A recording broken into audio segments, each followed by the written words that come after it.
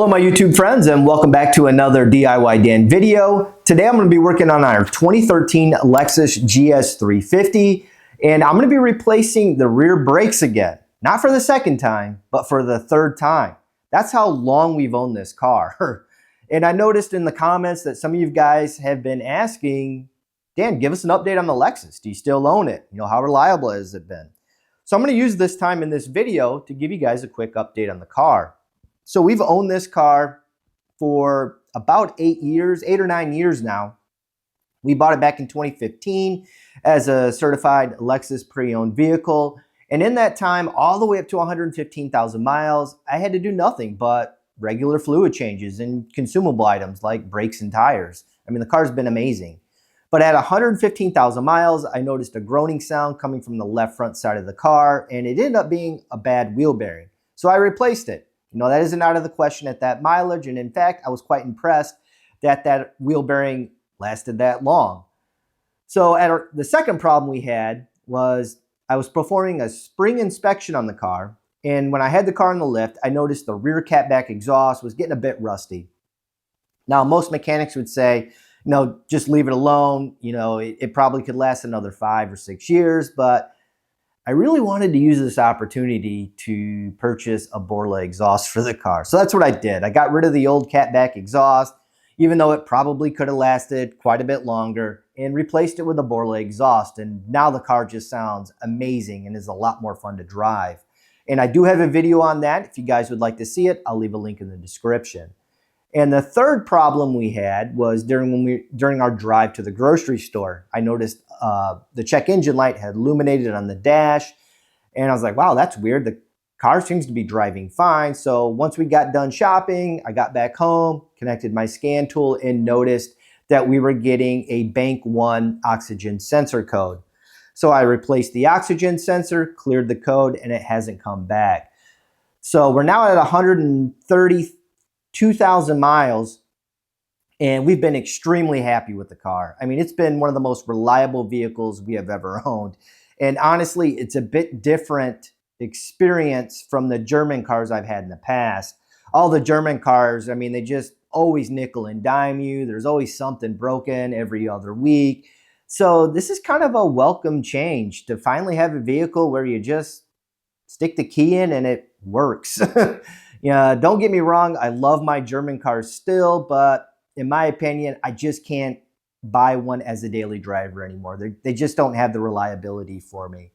So I thought since this Lexus has treated us so well that I would treat it to some premium rear brakes. So what did I go with?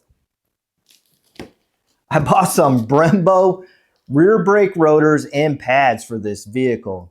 And the interesting part about these brake rotors is the entire brake rotor is coated in an ultraviolet coating. And that coating is to protect it against corrosion and rust. Now, some of you guys know I live in Michigan, which is a very harsh environment for vehicles. During the winter months, we lay a lot of salt on the roads to melt the ice.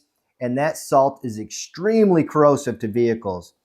And these rotors are different from the ones that I've purchased in the past because the rotors that I've purchased in the past, it's only been the hat area that has been coated to protect it from rust and corrosion.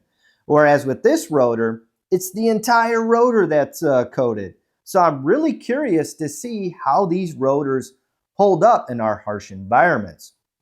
So in this video, I'm going to install these rotors and then I'm going to give you my impressions on them. And then I'll keep you guys updated in the comments section as well as in the community section with pictures on how these rotors look after the first, couple winters.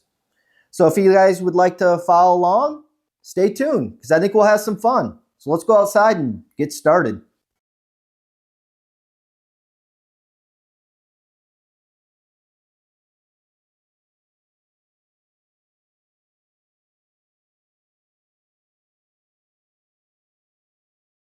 Before I get started, I just wanted to let the viewers know that this is not a step-by-step video on how to replace the brake rotors and pads on a 4th generation Lexus GS350.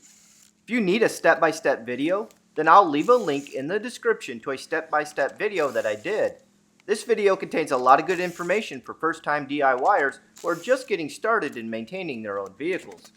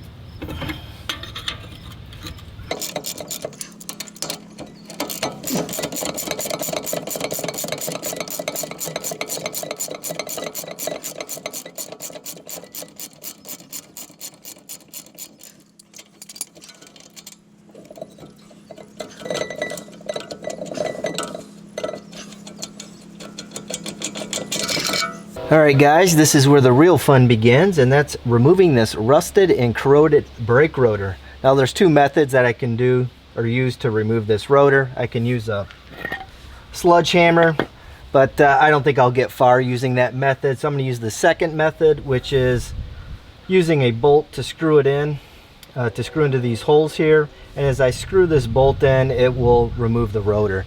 So hopefully it will come off pretty easily. Let's find out. Oops, I forgot to tell you what size and thread pitch bolt you will need. You'll need an M8 by 1.25 bolt if you choose to use this method.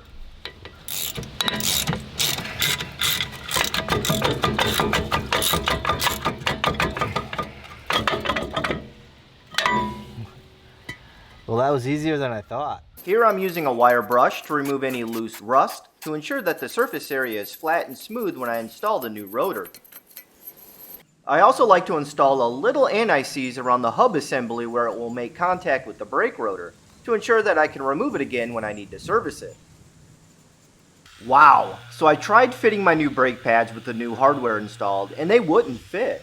The problem is that so much rust and corrosion is built up on these caliper brackets that it's preventing the new pads from fitting. To get the pads to fit, I need to remove the built-up rust and corrosion that has been accumulating over the last 11 years and 132,000 miles of driving. Here I'm using a Dremel tool with a wire brush to remove the built-up rust. Later I found that the Dremel tool wasn't cutting away at the rust fast enough, so I brought out my power drill, which has a much bigger wire wheel on it, and it was able to slice through this rust with no problems.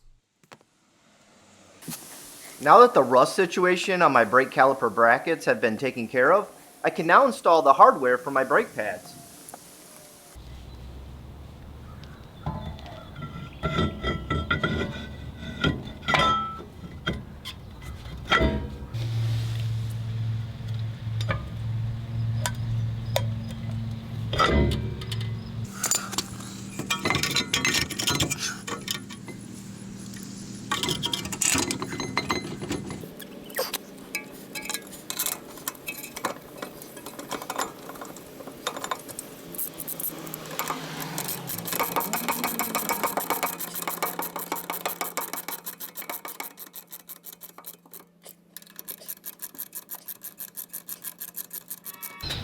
Alright, time to get these brake pads installed. I'm going to do this one right here. Put a little bit of this lubricant on there on the back side. So for this one, you know, it's just going to grab on the outer edges here. So just a little dab will do ya.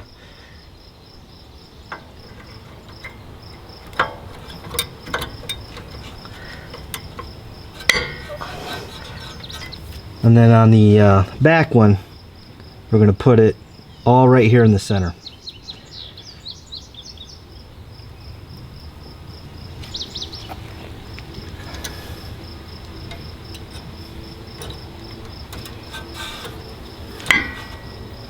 There we go. All right, we got the new rear brake pads installed. Now's a good time to inspect the brake caliper before we install it.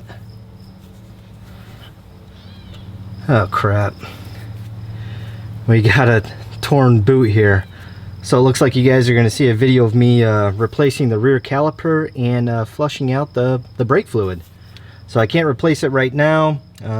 This will have to be for a later time period. Probably in the next few months I'll have to get that taken care of. So let's push back this brake caliper piston.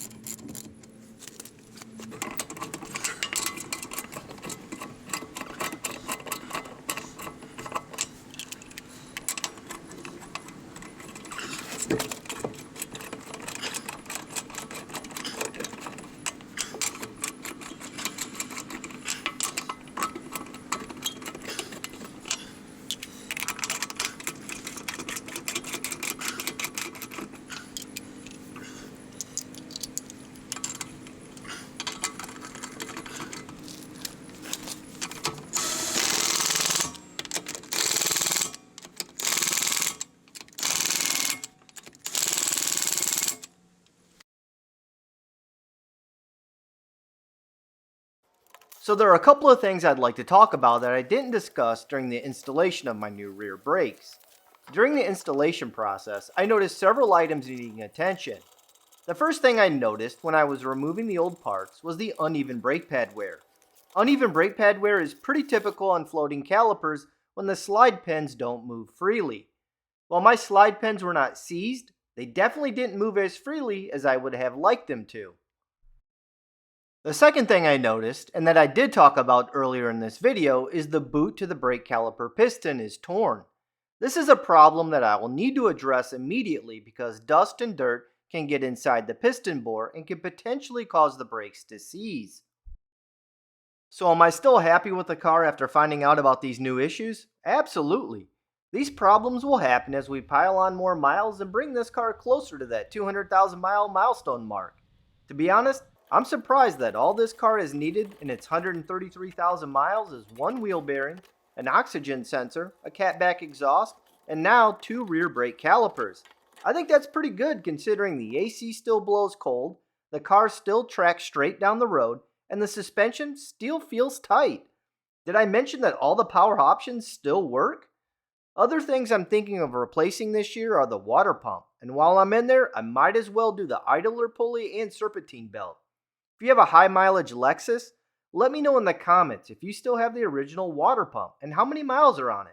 I would be very curious to know. After I installed my new rear brakes, it has been raining non-stop these last few days, and so far, no rust has shown up on the rotors. Here are a few pictures of the rotors after the rainstorms we had. Maybe these brake rotors have potential after all. I think the real test will be in the winter season. So stay tuned as I update the comments section with how they are doing.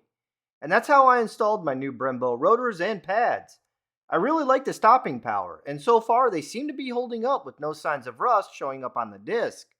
But it might be too early to tell. Hopefully this video was somewhat helpful. If you like this type of content, make sure to hit that like button. So long and happy wrenching!